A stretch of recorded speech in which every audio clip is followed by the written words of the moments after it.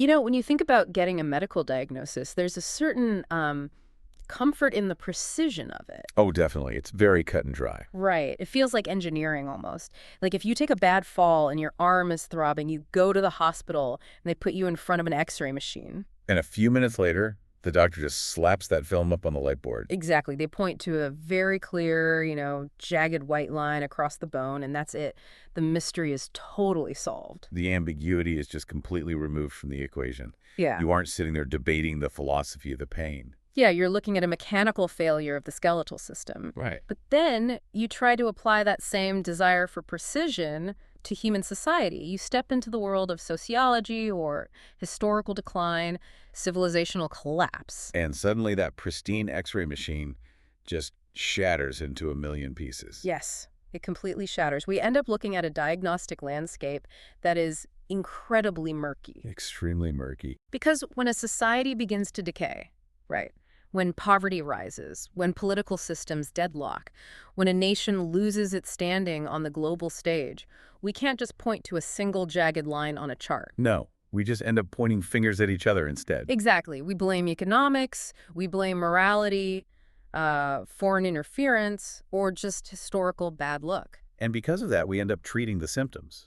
Because the root cause is buried under, centuries of cultural and political sediment. It's diagnostic muddy waters. Which is exactly why the material we are doing a deep dive into today is so incredibly jarring. Jarring is the perfect word for it. Right, because we are exploring a source text that claims to possess the exact, absolute, uncompromising X-ray for why civilizations fail.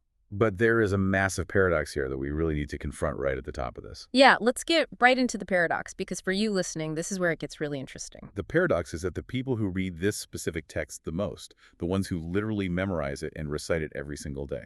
They might actually be the ones misreading the X-ray completely. Exactly. And that paradox is the entire foundation of the paradigm shift we're going to explore today. So we're looking at the Quran today, but I want to be clear. We are looking at it through a very specific, highly rationalist, and intensely systemic lens. Right. Our sources for this deep dive are translated excerpts and detailed notes from a series of lectures delivered by Allama G. Parwez. And for those who might not know, Parwez was a 20th century thinker. Yeah, he basically dedicated his entire life to stripping away what he viewed as centuries of theological dogma. Right, to uncover what he calls the raw socio-political core of the text. And specifically today, we're looking at his granular extraction of Surah Al-Imran, verses 105 to 115. But before we get into the weeds of his analysis, we probably need a quick disclaimer. Yes, absolutely. I need to make something crystal clear for everyone listening right now.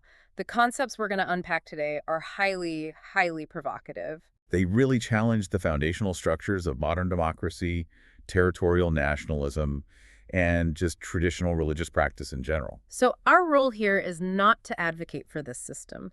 We are not endorsing Parwez's specific political or historical critiques. We're basically acting entirely as your guides through the source material. Exactly. We're just mapping out his arguments impartially so we can understand the architecture of his thought. Our mission is to understand how he constructs this framework, regardless of whether we, personally agree with the conclusions. It's a vital disclaimer, really, because Parwez does not pull any punches. His approach demands that you completely abandon your preconceived notions of what a religious text is even supposed to do. Right. To understand what he's arguing, we have to look at what I kept thinking of as the ritual trap. The ritual trap, yeah. Think about how religious texts, basically any religious texts, are treated in the modern world. They are fundamentally treated as objects of passive reverence. People just recite them. They chant them in these beautiful melodic tones. Yeah, they memorize vast portions of them to secure, personal blessings or guarantee a comfortable spot in the afterlife. Or just to find some quiet spiritual solace in a chaotic world. It's utilized as a form of spiritual anesthesia. Spiritual anesthesia, I like that. A way to cope with the world rather than a tool to fundamentally alter it. But Parwez looks at that behavior and asks a devastating, brutally pragmatic question.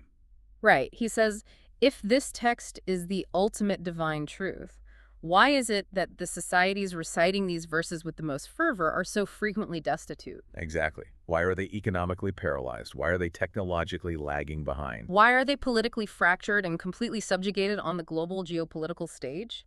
If they hold the ultimate truth, why are they the ones constantly getting crushed by history? And his answer to that is that they are applying the completely wrong framework to the text itself. They're treating a civilizational blueprint as a religious placeholder. Right, Parwez argues the Quran was never meant to be a collection of moral platitudes that you read to make yourself feel better before bed. It's an actionable constitution. It demands absolute, active, systemic enforcement in the present physical world. Not the afterlife, Yeah. the present world.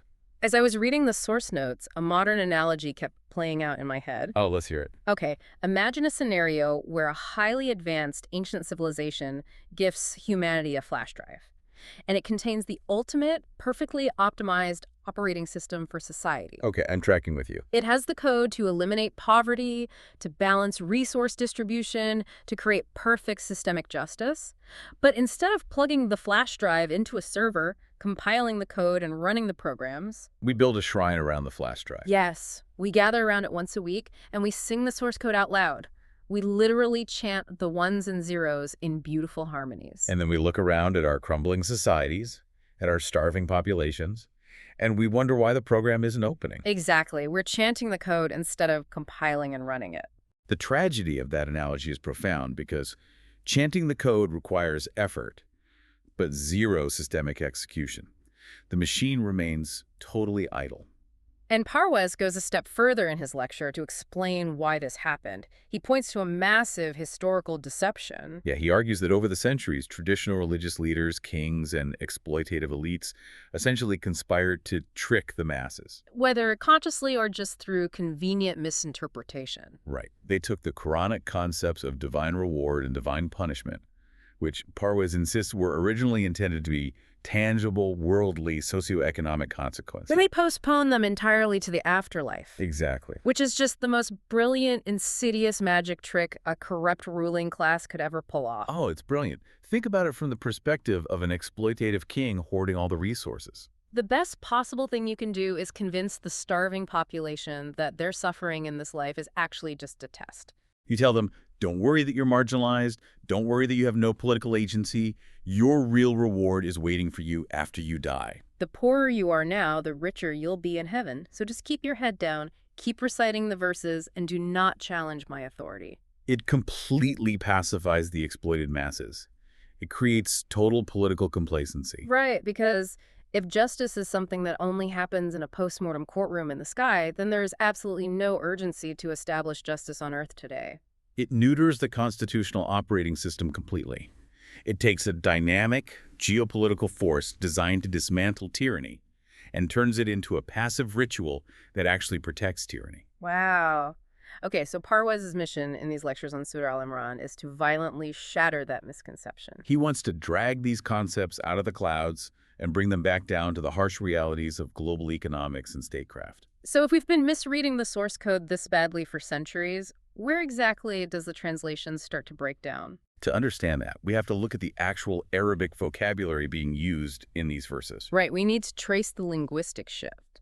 Move these terms away from passive religious definitions to active systemic ones. And the first set of terms he tackles from Surah Al-Imran is arguably the most controversial concept in this entire framework. Let's dig into the vocabulary.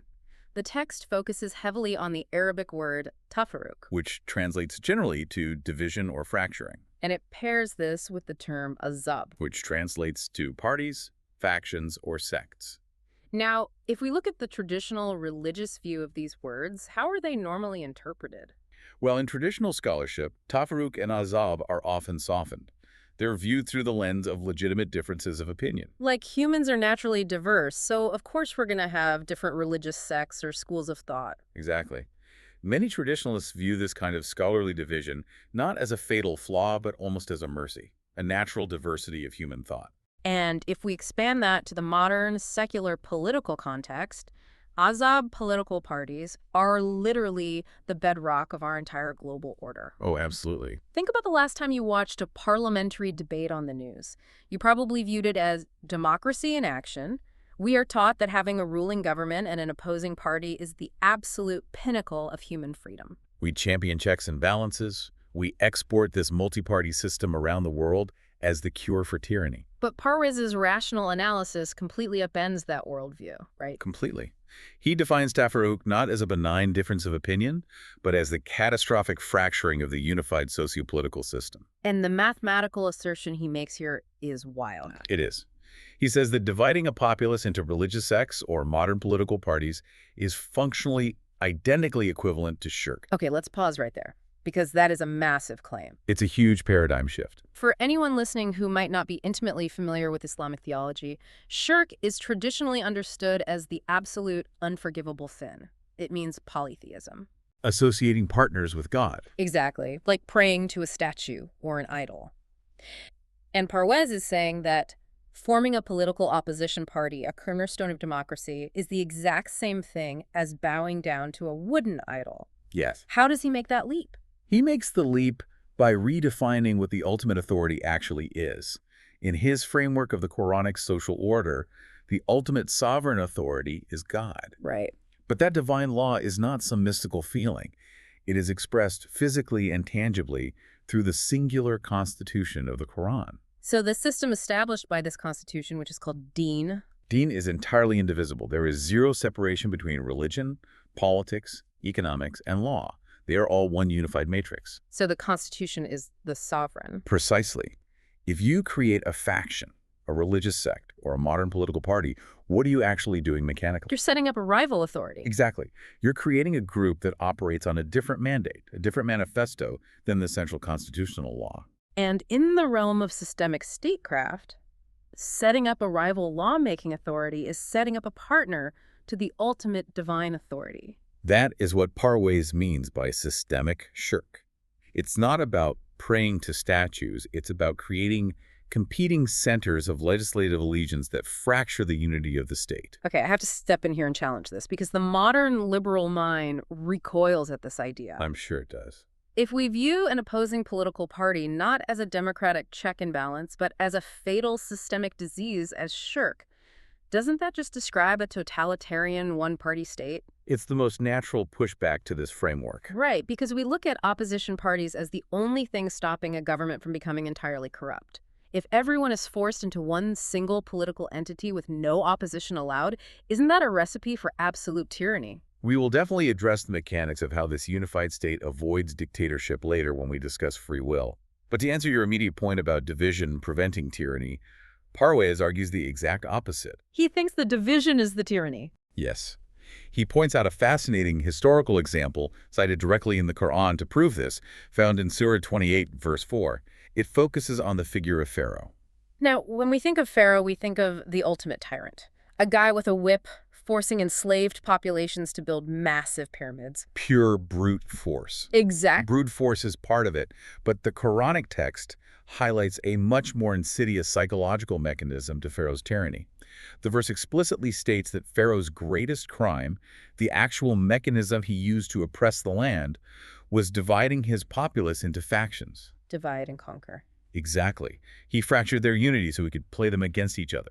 So by keeping the population divided and fighting internally over resources and status, he ensured they could never threaten his central power. And Parwez takes this ancient blueprint of tyranny and applies it directly to the modern multi-party system. Oh, wow. He argues modern political parties achieve the exact same societal paralysis. They keep the population perpetually divided, locked in an endless cycle of internal friction. Constantly fighting over the steering wheel of the state. Yes.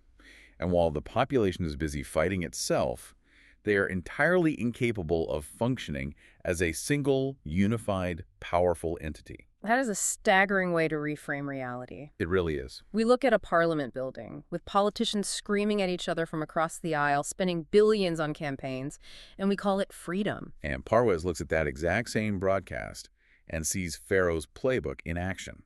He sees a population being paralyzed, their energy completely drained by their own internal divisions. Which perfectly transitions into the critical distinction the source text makes between two incredibly important words, deen and mazhab. Right. These two words are often used interchangeably in casual conversation to mean religion, but Parwez draws a massive wall between them. Let's define that wall. What's the systemic difference? Deen is defined as an indivisible, unified, and comprehensive system of life. So it's a state architecture. Exactly. It encompasses everything: economics, criminal law, social welfare, international relations. It's a collective public enterprise. And mazhab. Mazhab, on the other hand, is translated as religion in the modern, fragmented sectarian sense.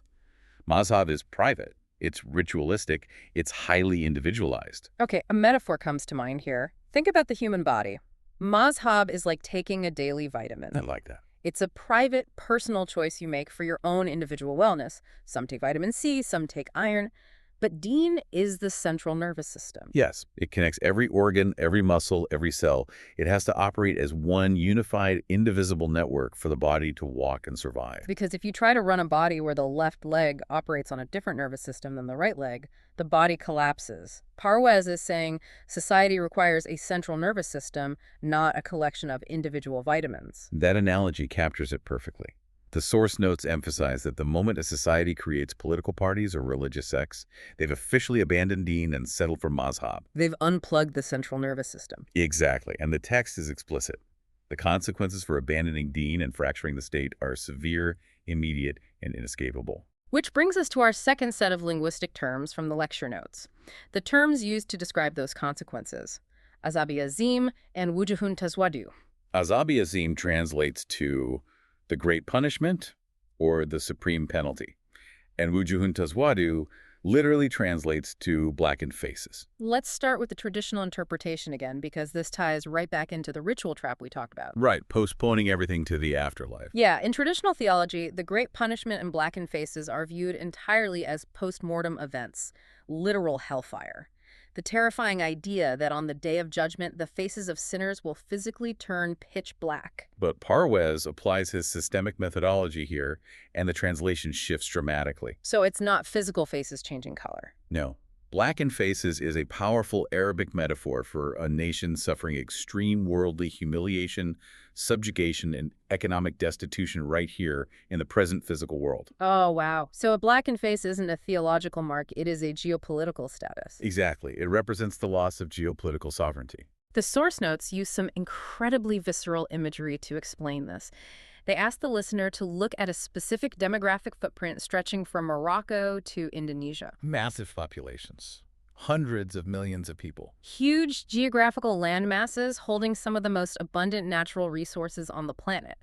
Yet, structurally, politically, these nations are largely marginalized on the global stage.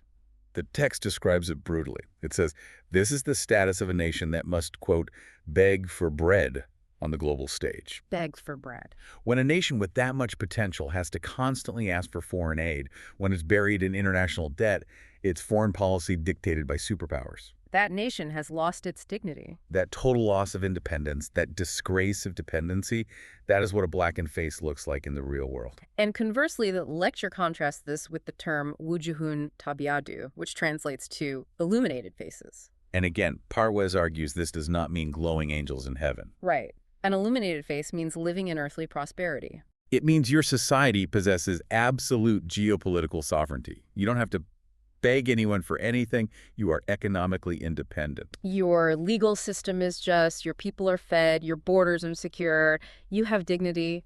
Let's synthesize this because the contrast is breathtaking. It really is. The traditional exploitative leaders tell the masses, keep your head down, accept your poverty. If you perform your private rituals perfectly, you'll have an illuminated face in heaven. And Parwez says no.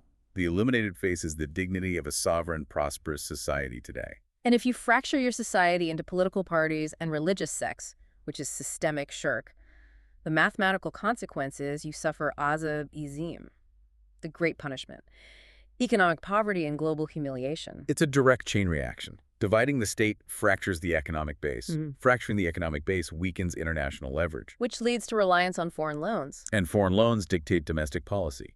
Suddenly the nation is a beggar. And it's crucial to understand that in this framework, this punishment isn't God throwing lightning bolts down from the sky because he's angry you missed a prayer. No, it's the natural, inevitable scientific result of dividing your own strength. Which is a terrifyingly logical mechanism. Yeah. But I want to lean into that idea of a scientific result, because if we're saying this isn't supernatural magic, it has to operate on absolute, unbreakable rules. It has to have its own laws of social physics. And it does. Parwez calls this mechanism the law of requital. or in Arabic, mukafati amal. Okay, let's unpack the mechanics of this law of requital. How exactly does it operate? If I drop an apple, gravity pulls it to the ground. What is the equivalent force in sociology? The law of requital is the principle that every single human action, and more importantly, every collective societal action, produces an absolute unavoidable consequence. So it's the strict law of cause and effect applied to human conduct. Exactly. It completely removes the concept of an unpredictable emotional deity who arbitrarily rewards or punishes based on flattery. Right, so a universe designed with built-in consequences. If a society acts constructively and unifies, it generates power and prosperity. If it acts destructively and fractures, it generates weakness and poverty. The consequence is baked into the action itself. So you don't get burned because the fire is angry at you. You get burned because the physics of fire dictate that flesh burns when exposed to extreme heat. Precisely. It is entirely impersonal and entirely inescapable. And to understand how this social physics dictates the rise and fall of nations, the source text introduces two critical terms representing the state of a failing society: Zillah and Maskanah. The notes define Zillah as the total loss of sovereignty, a state of deep humiliation and dependency. And Maskanah is defined as societal paralysis, stagnation, or the loss of forward momentum. How does the law of requital trigger these states? It triggers them when a society rebels against the fundamental nature of the universe. The source material is adamant about one observable scientific fact. The entire universe is in a state of constant dynamic motion. Right, from electrons orbiting a nucleus to the planets orbiting the sun, nothing is static. Therefore, Parwez argues that societal stagnation, Maskanah, sitting still and doing nothing, is a direct physical rebellion against the dynamic nature of reality itself. It's like trying to stop a bicycle from moving forward. The moment you lose forward momentum, you just fall over. Exactly. And the source text applies this to geopolitics. It argues that a society must constantly engage in active struggle. This is how Parwez redefines the highly misunderstood term jihad. Oh, wow. Okay. In his framework, it doesn't mean holy war in the traditional sense. It means continuous, exhausting, active struggle and effort to overcome the geopolitical and economic challenges of life. Let me make sure I'm tracing this causality correctly. Go ahead. If a society decides that the geopolitical struggle is too hard, if they decide they just want to retreat inwards, perform their private mazhab rituals, ignore international trade and technology, and run away from the active battlefield of life's challenges, they do not achieve peace? No, they achieve Zillah. By fleeing the active struggle, they guarantee their own subjugation. So the physics of the world dictate that power belongs exclusively to those who maintain momentum. Avoidance makes you prey for nations that are in motion. Success and sovereignty are the direct, inescapable rewards of continuous societal momentum. But tracing all of this, the necessity of unity, the devastating consequences of division, the brutal physics of the law of requital, it forces us into a massive philosophical corner. It is the elephant in the room regarding this entire blueprint. What's the dilemma? I'm asking this on behalf of every listener trying to reconcile this system with reality. If this unified system, this deen, is the absolute truth, and division mathematically guarantees this earthly hell, why didn't the architect of the system just hardwire humanity to follow it perfectly? All right. Look at the physical universe. Gravity doesn't need a parliament to pass a law for it to work. Planets don't hold elections to decide their orbits. Right, they just do it. So if this socioeconomic blueprint is the only way to avoid civilizational collapse, why leave room for us to fracture, to invent political parties, and to fail so spectacularly? It's the ultimate question of philosophy, and Parwez's framework addresses it head-on by drawing a sharp distinction between the physical universe and human consciousness. How so? The source text introduces the Arabic term turju'ul umur, which translates roughly to the passive return of affairs, or involuntary submission. This is the operational law of the physical universe. Passive obedience. Yes. Every star, every mountain, every animal operates on turju'ul umur. They involuntarily follow physical laws. A planet cannot choose to leave its orbit because it feels like trying something new. So to use our earlier terms, no planet has ever committed shirk. A planet cannot form an opposition party against gravity. Precisely. They execute the code perfectly because they have no choice. But human beings are fundamentally different. Humans are endowed with a unique attribute called ikhtiyar. Free will, the freedom of choice. Exactly. The divine system provides a perfect constitutional roadmap through the Quran, but it absolutely refuses to enforce this roadmap via physical compulsion. But why? If the blueprint works, why not force it? Because the text argues that forcing humans into a system, even a perfectly optimized one, destroys the very essence of human dignity. If you are forced to be just, you are not actually just. You're a robot executing a script. Okay, that makes sense. The Arabic term used here is zulm, which generally means oppression or darkness. In this context, stripping humanity of its free will would be the ultimate zulm. It would reduce humans to the level of rocks or trees. So human greatness, our actual value in the universe, lies entirely in the terrifying freedom of choice. The terrifying freedom, yes. The architect handed us the blueprint for a perfect society and said, here are the schematics, but you have to choose to build the house. And the tragedy is that because we have the genuine, unforced choice to build it, we inherently possess the choice to tear it down. We have the choice to invent political parties, fracture into sects, and sabotage the whole project. That is the tragic vulnerability of ikhtiar. Misusing our free will to create these competing factions actively steers society into an earthly hell. The system requires conscious adoption. Parwez argues that the socio-political order only works if a critical mass of humanity actively, voluntarily chooses to align their society with the divine law. It completely rejects fatalism. You aren't predestined to succeed or fail. Exactly. I love that phrasing, conscious adoption of the law. It completely destroys the traditional passive mindset. You can't just slap a religious label on your forehead and assume you're saved. You aren't a passenger on a train. You have to actively shovel coal into the engine of the society. Which is the perfect bridge to the next major pillar of Parwez's framework. Yeah. Let's assume, hypothetically, that a society actually manages to do this. Okay. They use their free will correctly. They reject political factionalism. They dismantle religious sectarianism. They unify completely. What is the actual operational purpose of that unified state? What do they do with all that power? Right, because they aren't just going to sit around holding hands, feeling smug about how unified they are. They have a planet to run, complex populations to sustain. And that brings us to the core of the socio-economic argument. The notes refer to this as the economic engine, or Ukhrijat, the system of providence. This is where his analysis moves from political theory into hard economics and resource distribution. The text makes it undeniably clear that a society's ideological claims are completely meaningless if they aren't backed by rigorous economic justice. Let's look at how the lecture defines the ultimate goal of this society. It focuses heavily on a very famous Arabic phrase, Khayra Ummatin, which translates to the best nation. Or the ideal community. Now, traditionally, how's that title claimed?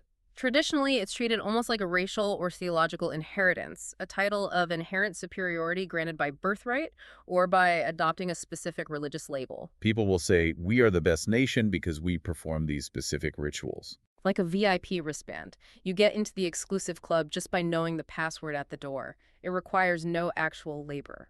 But Parwez's rational analysis completely obliterates the idea of a VIP wristband. He argues the Quran does not deal in unearned titles. In his framework, Khayra Ummatin is a purely functional, performance-based, earned title. It's not a noun describing an inherent identity. It's a verb describing a continuous action. And the benchmark for earning this title is incredibly specific. What's the benchmark? A nation only achieves this status when its resources, its laws, and its systems work for the universal benefit and welfare of lin-Naas. Lin-Naas.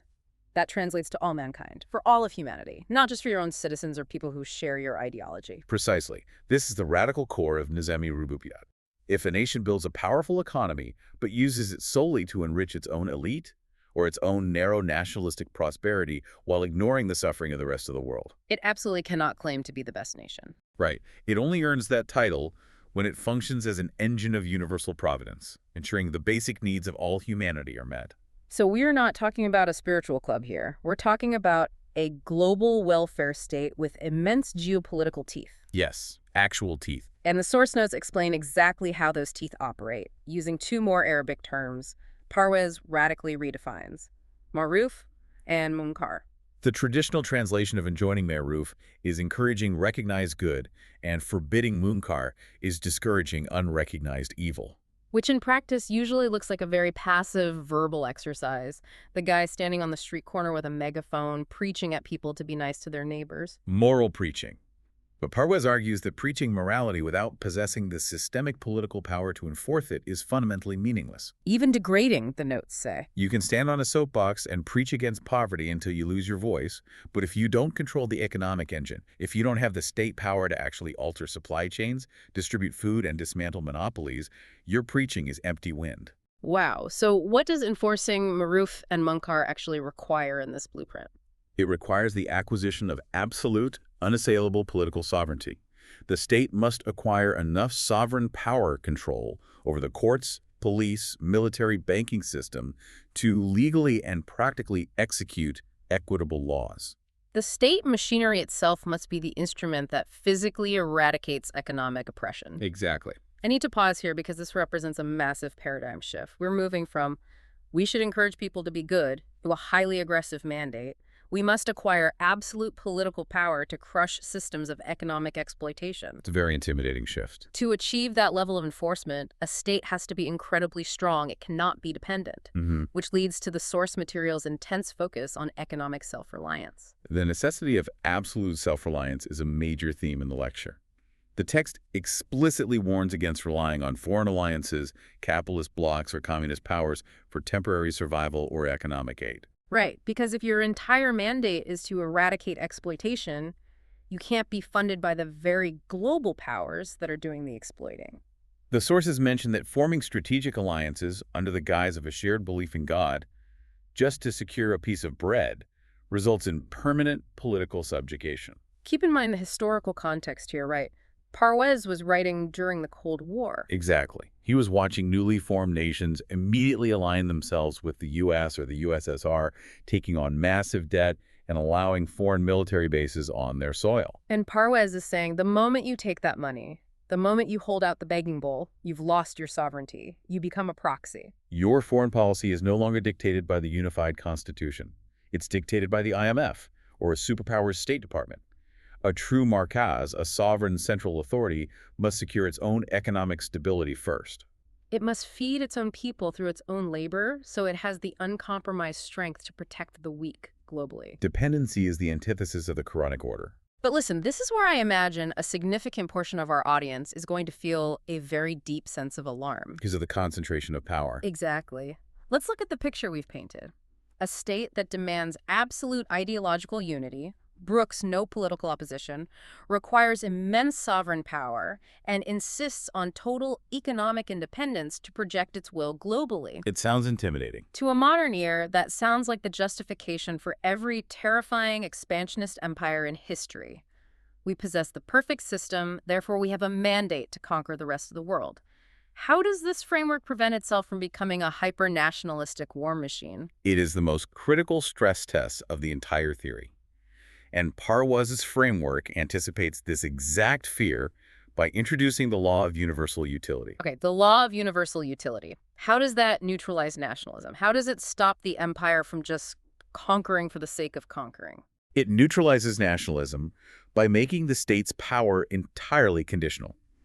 In Parwez's reading, this unified state does not exist to glorify a specific race or expand the borders of a specific homeland. Right. The state justifies its existence only through its utility to humanity. Its singular constitutional mandate is lin-Naas for the benefit of all mankind. It is an engine designed to establish universal providence. So the power is just a tool, not the goal. Exactly. The moment this unified state stops acting as a system of universal welfare, the moment it says, we're going to hoard these resources for our own citizens and let the neighboring countries starve, It immediately violates the Constitution. it loses its functional status as Khayra Ummatin. It ceases to be the best nation and becomes just another tyrannical faction.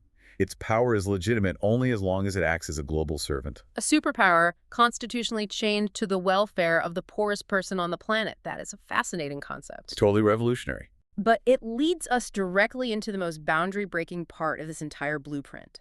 If this state is not a traditional nation, if it's not based on expanding a specific homeland, who actually gets to be a citizen? Right. What defines the borders? Exactly. Who is allowed inside this unified superpower? That brings us to what the notes call the open architecture. We're moving from territorial nationalism to merit-based integration. Because if it isn't defined by geography or bloodlines, what is the unifying factor? The unifying factor has to be the code itself, the ideological constitution. The notes introduce another Arabic phrase here, ummatun qaimatun. which translates to the steadfast nation or the upright community. How does Parwez define the borders of this nation? He defines it as having absolutely no physical borders. The divine system, the deen, holds no racial, geographical, or national monopoly. It's a completely open architecture accessible to anyone, anywhere. Meaning there's no ancestry requirement. You don't have to be born in Mecca or Jerusalem to have a claim to this system. Zero ancestry requirement. Any group of people globally who studies this constitutional law deeply, accepts its principles rationally, and practically submits to its socioeconomic mandates, instantly becomes part of this unified ummah. Citizenship is acquired through conscious ideological alignment and constructive action. The text uses the word care, denoting universal good. Your value in this society is based strictly on your constructive output.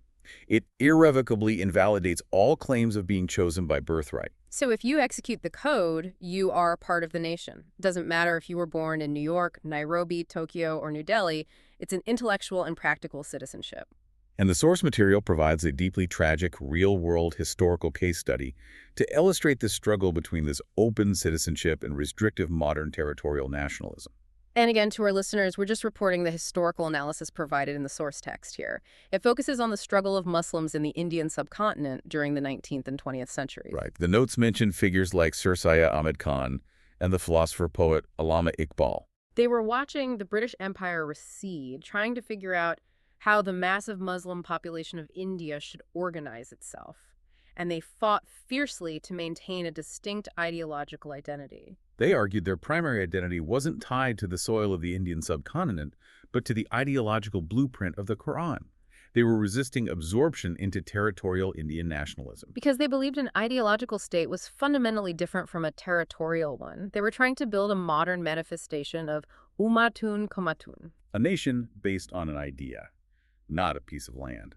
But the source text includes a very sharp, very critical postscript to that history. It cites Maulana Azad, who observed the eventual creation of Pakistan. Pakistan was theoretically intended to be this grand, unified ideological state, a laboratory for these exact concepts. But Azad, and subsequently Parwez, critiqued it as an unsuccessful experiment. Why unsuccessful? Because they managed to carve out a new country. They got the land. Right, but according to this critique, they immediately abandoned the blueprint. The analysis argues that almost as soon as the state was formed, the population returned to tribalism. They divided themselves into linguistic, provincial, and political factions. Punjabi, Sindhi, Balakh, Bengali, competing political parties, and religious sects. They fell right back into Tafarruq. They fractured the central nervous system. Exactly. They swapped the infinite, open architecture of an ideological state for the limiting borders of territorial and ethnic nationalism. And as a direct result of the law of requital, the analysis states they suffered the exact systemic paralysis, internal conflict, and earthly humiliation, the azab-i-azim that Surah Al-Imran explicitly warned about. They tried to build the ultimate system, but they used the broken tools of division to do it. Let's pull this all together and look at what this means for us today. Because when you look at the modern world order, we do the exact same thing. We really do. We worship at the altar of division. We build massive borders, we demand passports, we divide ourselves by province, language, race, zip code, red states and blue states, endless political parties.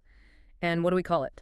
We call it patriotism. We write stirring anthems about our specific piece of dirt. But according to the uncompromising blueprint we've explored today, territorial patriotism that divides humanity into competing factions is just another form of shirk. It's just another way of shattering the systemic unity that is absolutely required to build a prosperous world for all mankind. It is a devastating, ground-up critique of the entire modern nation-state system. If we synthesize the permanent value established in this deep dive, it's this: the absolute unity of a society under a single, equitable, ideological constitution is a non-negotiable law of social physics. You cannot cheat the math. Division mathematically guarantees earthly humiliation. And unity mathematically guarantees sovereignty, dignity, and the economic capacity to establish nizam-i-rubiyat, the ability to physically nourish and protect all of humanity. You cannot sit on your prayer mat chanting verses and praying for an illuminated face while you walk into a voting booth and actively legislate division. You cannot pray for unity while funding factions. That is the ultimate shattering takeaway of Parwez's framework. And I'll be the first to admit how incredibly uncomfortable this is to process. We've been so deeply conditioned to believe that endless political fracturing, having a dozen different parties screaming at each other on television, is the ultimate sign of freedom and civilization. But this text is suggesting a terrifying alternative. We might actually be zealously defending the very mechanisms of our own exploitation. By celebrating our divisions, we are voluntarily participating in our own azabizim, our own great punishment. We are keeping ourselves weak. The tragedy is that we're choosing the earthly hell because we've been convinced by the modern world that this is what freedom looks like. And that profound discomfort brings us to a massive, unavoidable cliffhanger, the puzzle we have to solve. We now understand the diagnosis. Right. We know that Parwez argues political parties and religious sects are the root cause of societal paralysis.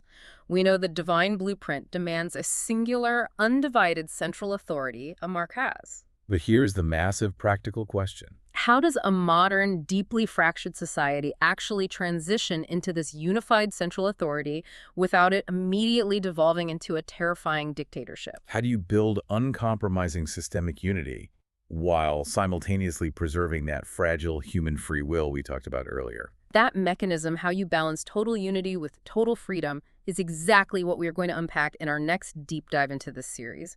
Until then, take a hard, honest look at the political, religious, and social factions you belong to, and ask yourself, what are they really building? Are you actually running the code to fix the world, or are you just standing around chanting magic spells?